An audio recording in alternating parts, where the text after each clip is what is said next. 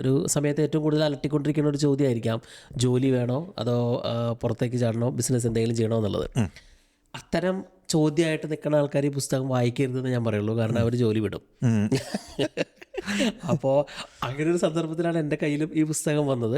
അതൊരു പോസിറ്റീവായിട്ട് തന്നെ വെരി പോസിറ്റീവായിട്ട് അതിനെ വെരി വെരി ഡിഫറെൻ്റ് അപ്രോച്ചിലാണ് അദ്ദേഹം സെത്ത് ഗോഡിൻ അതിനെ പറഞ്ഞേക്കണത്.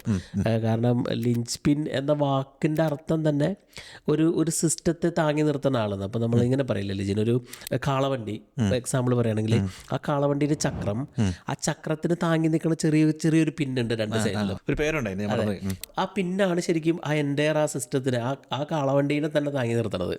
അപ്പോൾ ആ പിന്നെ ആയിട്ടുള്ള ആൾക്കാരാവാം ചിലപ്പോൾ നമ്മൾ തിരിച്ചറിയണ്ടാവില്ലായിരിക്കും. പക്ഷെ അങ്ങനത്തെ പിന്നാണ് നമ്മളെന്നുണ്ടെങ്കിൽ, നമ്മളാണ് സിസ്റ്റത്തിനെ താങ്ങി നിർത്തണത് എന്നുണ്ടെങ്കിൽ, നമ്മൾ അവിടെ നിന്ന് ഇറങ്ങി നമ്മളുടേതായിട്ടൊരു ലോകം ക്രിയേറ്റ് ചെയ്യണം എന്നാണ് സെത്ത് ഗോഡിൻ പറയണത്.